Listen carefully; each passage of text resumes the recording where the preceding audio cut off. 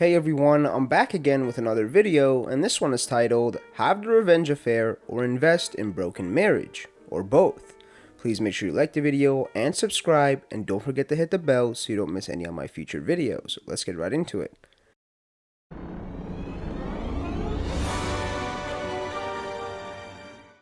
My wife of 25 years had an emotional affair with another dad in town for at least 3 months behind my back.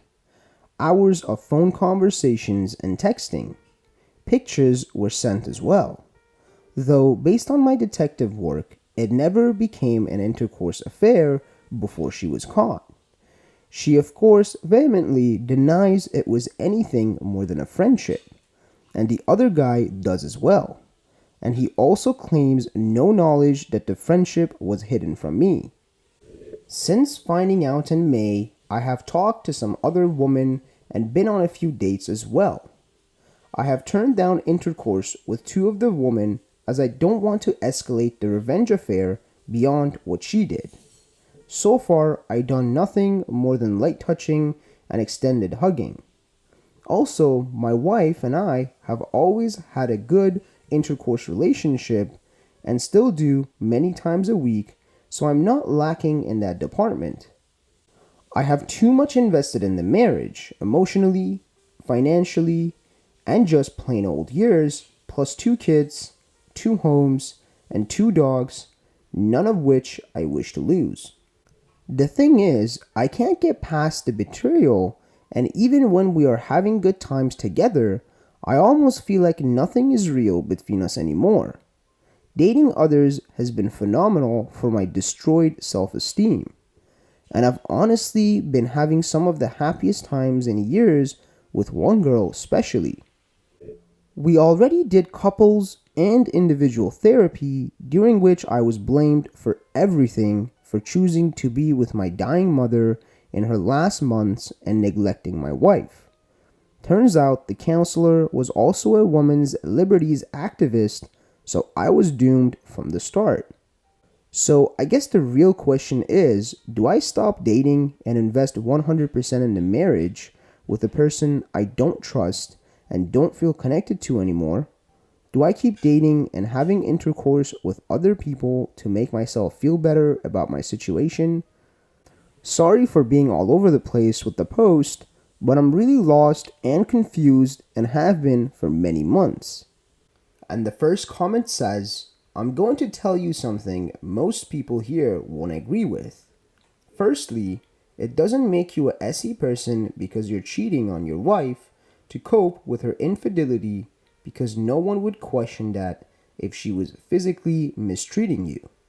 Secondly, do what you need to do to build your self-confidence and repair yourself. People will tell you what's right and wrong, but things aren't always black and white. People will tell you it won't make you feel better because they want to be stuck in pain and parrot the same advice to others. I was cheated on and did the same things. Man, did it bring back my sanity.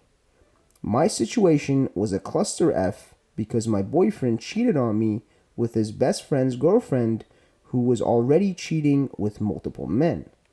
She was just easy, and that's basically what it was. I have lost complete respect, and the only reason I'm giving him a chance is because things were complicated and I wasn't entirely non-guilty. I always agree that if things are not working out, it's better to break up than do anything. But when you're with someone for a long time and your lives are intertwined in ways you cannot be set free of immediately, you plan. You plan ahead either to leave or to stay. Either way, do whatever it is you need to stay sane. Good luck, OP. And the second comment says, get in touch with your wife's AP's ex. She will tell you everything in a heartbeat. Be very prepared for the worst news that you can imagine. They are adults. Adults don't just hold hands and stare into each other's eyes. The fact that she put her phone beyond where you could ever get it is very highly informative. There is also a very good chance that she is still involved with him. That's why she's not that worried about your shenanigans. Which, by the way, you should stop immediately if you have any love and respect for your children. Good luck. And the OP replied, "Tried that already. Here's the code from her. I don't talk to redacted. Sorry.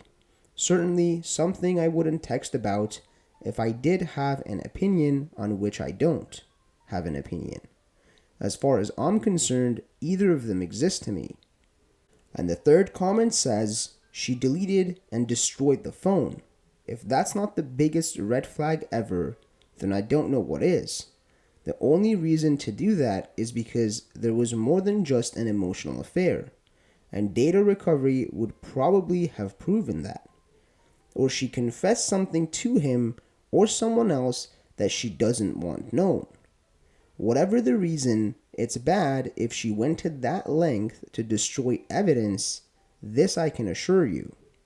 Regardless, you are wasting your and her time by prolonging this fiasco. You've already checked out. She has no remorse and blames you for her poor choices. Time to walk, brother. Cut her loose. Material things can be replaced, but happiness has to be chosen. You have to choose you, and then you can bed any woman that wants you without the guilt and remorse. Never stop, bro. Free yourself and live your life." And the fourth comment says, "In my opinion, your wife is not ready to reconcile. You say they never met. I don't know how you come to that conclusion if you didn't get a chance to read her messages. Even if they didn't have intercourse, I would assume the messages were very bad considering your wife's actions. Your description shows no real remorse from your wife. I suggest taking her to write down a timeline of the relationship, when it started, how often, what they did together in person and online, any physical interactions, and when she last was in contact. Then ask her if she would be willing to take a polygraph.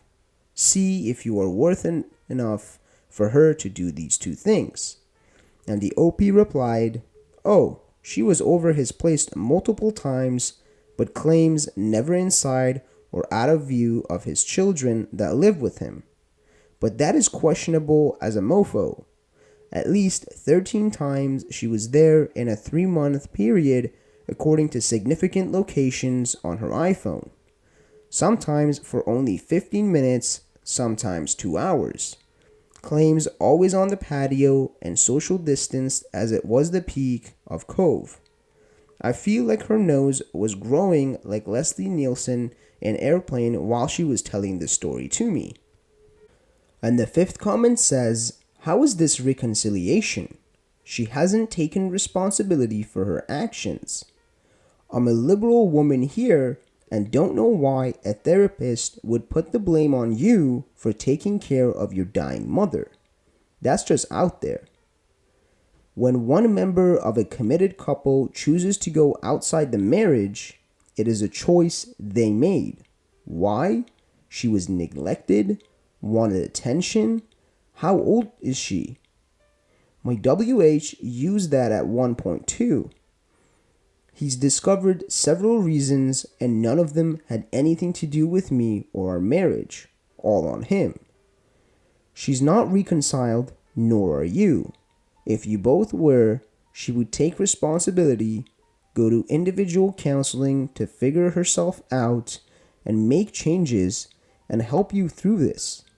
You wouldn't want to take on another relationship and expecting others to boost your ego. That needs to come from within you. Sorry, but this seems pretty doomed. You don't want to reconcile, and she's doing nothing to reconcile." Thank you guys for watching. Please comment below and let me know if there's any other subreddits you guys would like me to make videos on, and also like the video and please subscribe.